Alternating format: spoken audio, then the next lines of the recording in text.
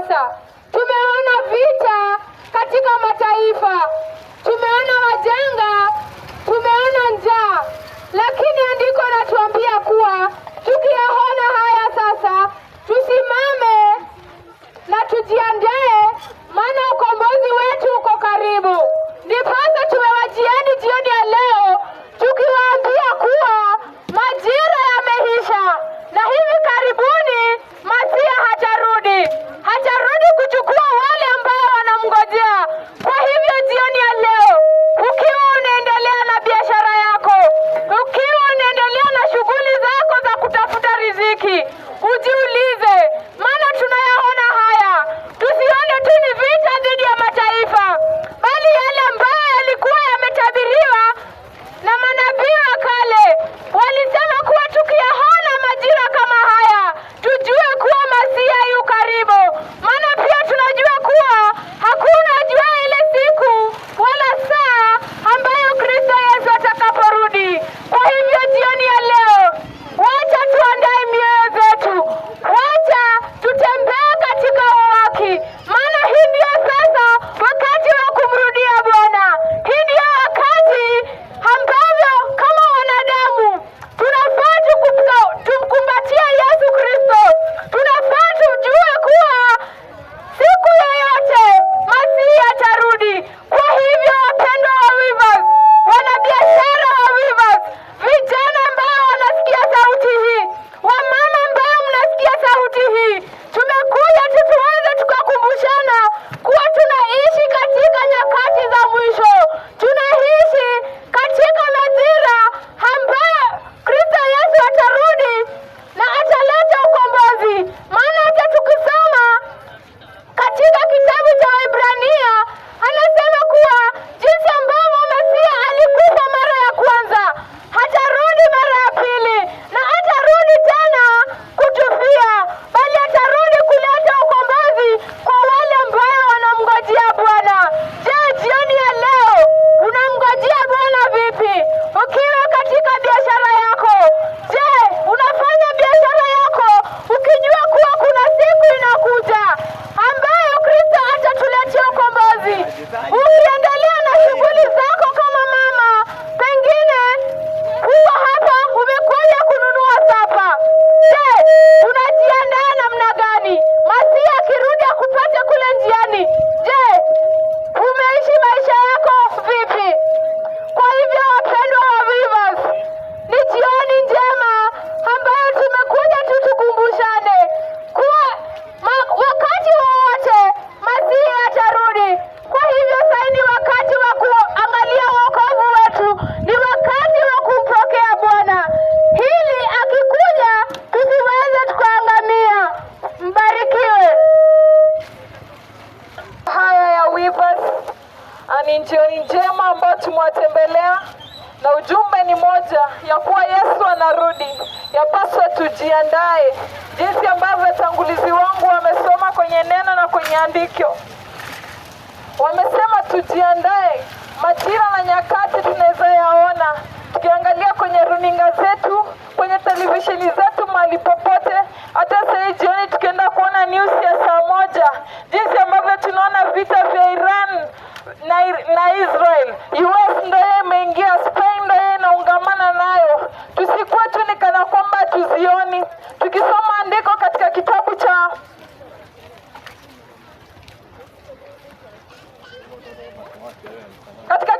Mathayo 24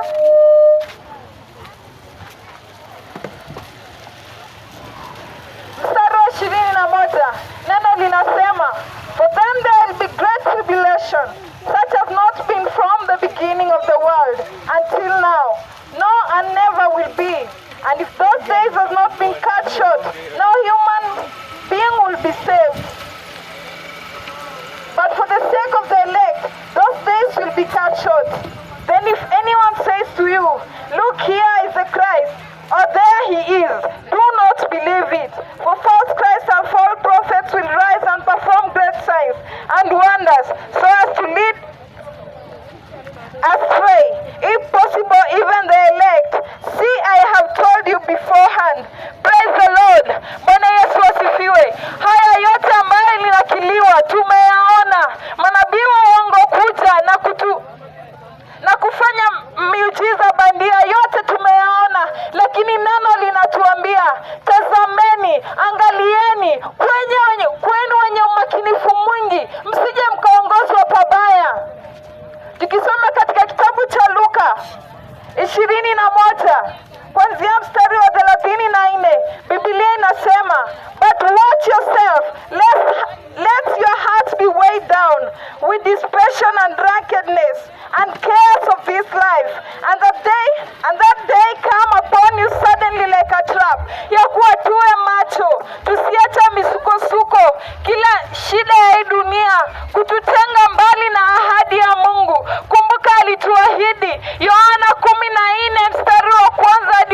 iliyopita alituahidi ya kwamba atarudi kutuchukua, ya kwamba makao yakishakamilika Yesu atarudi. Kumbuka kila kitu litapita, dunia itaisha, lakini neno la Mungu lazima litasimama.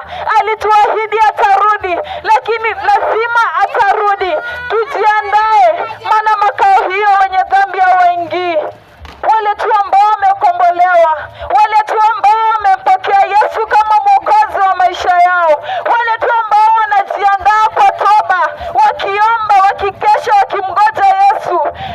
Tunda Yesu anakujia, wale ambao wanamgojwa. Hivyo basi wenzangu, mama zangu, baba zangu, vijana wenzangu, ndugu zangu, dada zangu tulioko mahali hapa, jioni hii tumekuja kukumbushana ya kuwa tusiache mizunguko ya hii dunia, shida ambayo tunapitia kututenga na uwepo wa Mungu. Wacha tujiandae mahali popote tunapokuwa, tujiandae, maana ufalme wa Mungu umekaribia. Huko kutakuwa na shida ambayo tunapitia. Yesu ametuahidi ni makao matakatifu ambayo imejengwa na dhahabu, si mchanga ambayo sisi tunakanyaga hapa. Kwa hivyo shida yoyote isitutenge mbali na upendo wa Mungu. Tujiandae kwenye biashara zetu, tujiandae tukiwa kwenye manyumba zetu, tujiandae sisi tukiwa shuleni, tujiandae wanafunzi wajiandae, kila mtu, kila mmoja, ili siku ambayo Yesu atarudi tupatikane katika ufalme wa mbinguni. Maana ambapo tulisomewa jehanamu ni mahali ambapo ni pabaya. Ukisoma Petero wa pili tatu mstari wa 9, Biblia inasema Mungu ametupenda sana na atakawia kurudi jinsi ambavyo ilisemwa atarudi.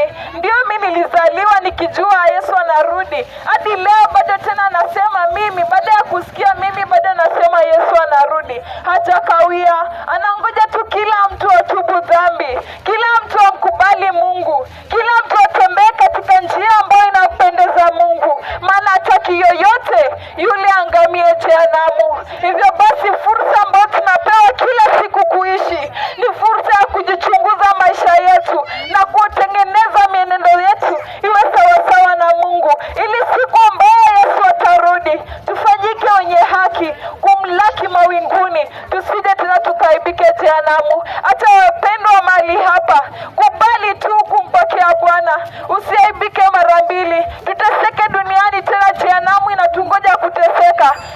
Isiwe tuchague la maisha yako, hata tumchague Yesu, tutembee na yeye hadi siku ambayo atarudi. Mbarikiwe sana jioni ya leo, ya kwamba hii ni habari ya Yesu Kristo, ya kwamba Yesu katika Biblia alisema ya kwamba anarudi. Na je, yeye akirudi atakupata wewe ukiwa umejiandaa kivipi?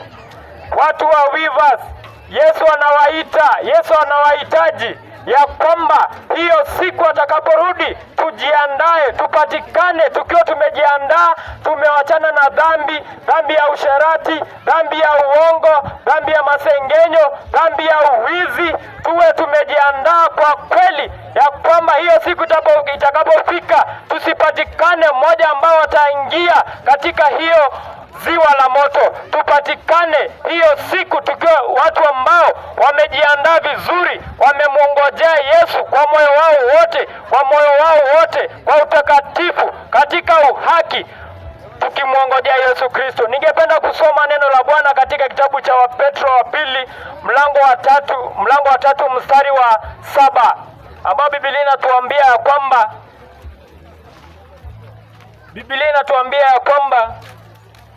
but do not forget one thing, my dear friends.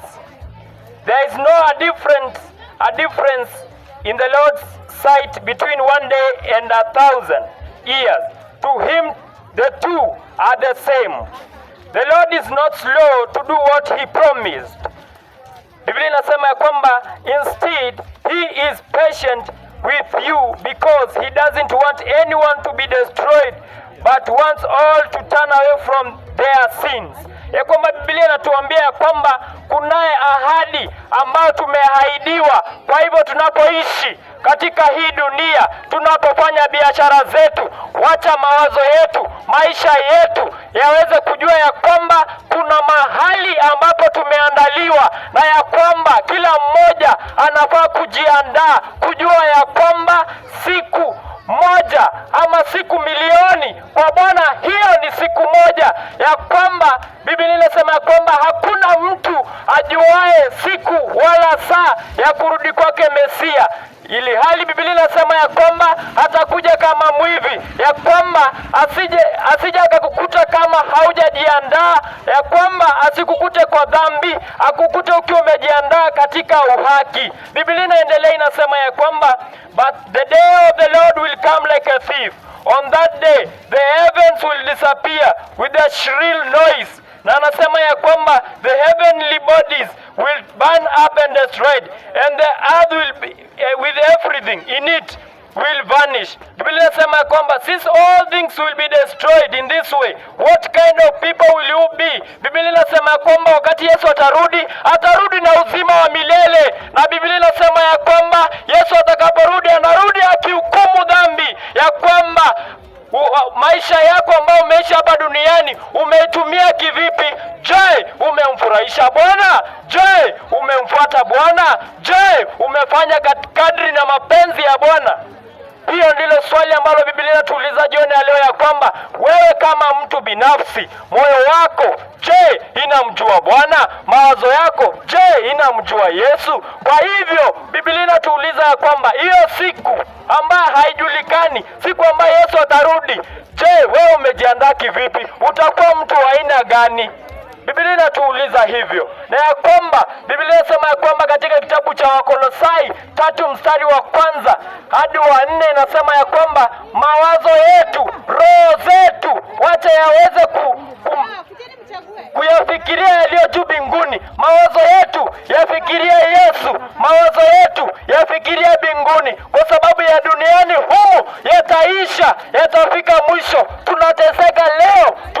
Tunateseka leo, karo ya shule inakosekana, wanafunzi wanafukuzwa shule, wengine tunaanguka katika dhambi ya usherati, wengine tunakunywa pombe, wengine tunasengenyana. Na kweli anasema ya kwamba analeta hukumu kwa wale ambao hawamsikii Bwana, hamuheshimu Bwana. Kwa hivyo watu wa Wiva, siku ya leo tunawahimiza ya kwamba wacha tumuogope Bwana na tumuabudu Bwana ambaye anahukumu dhambi. Kwa hivyo watu wa Wiva, Yesu anarudi. Hii ni habari ambayo kila mmoja anafaa kuhifadhi katika moyo wake na katika akili yake, kujua ya kwamba Yesu anarudi. Na je, akirudi hata kukuta ukiwa vipi? Wewe kama kijana hata kukuta ukiwa vipi? Kwa sababu hiyo siku anasema ya kwamba tutapeana ripoti. Wewe utapeana nini? Utapeana nini? Kama wewe kijana utapeana nini wakati ulikuwa hapa duniani? Biblia inasema ya kwamba unafaa kumhofu Bwana. Wewe umemhofu Bwana ukiwa hapa duniani kama kijana? Umemwabudu Bwana na moyo wako wote? Bwana anauliza, umemwabudu yeye? Kwa sababu hiyo siku inakuja ambayo hiyo siku watu ambao ni rebellious watahukumiwa na watakatifu wataurithi ufalme wa mbinguni. Biblia inasema ya kwamba ni ahadi ya kwamba Yesu atakaporudi tutabadilishwa kuwa miili ambayo haikufi, ya kwamba hiyo inaashiria ya kwamba miili ambayo tuko nayo hapa duniani, kesho unaweza amuka ukiwa umekufa. Wengine wanaamuka na shida, ya kwamba Biblia inasema ya kwamba tujiandae, tuachanane na ya ulimwengu, tujiandae, Yesu anarudi. Kwa hiyo watu wa Wiva, wa biashara wote, wapita njia, tujue ya kwamba hii ni habari ya kurudi kwake Yesu. Kwa hivyo tunafaa kujiandaa katika jina la Yesu. And the Bible says, in the past God overlooked such ignorance, but now he commands all people everywhere to repent. Kwa hivyo jioni ya leo andiko la Mungu linatufunza kwamba kitambo Bwana alijifanya aone uovu wetu, lakini sasa Bwana anaitisha toba tuweze kutubu na kumrudia yeye. Kwa hivyo jioni ya leo uwe kijana, mama mboga hapo, mzee, mtoto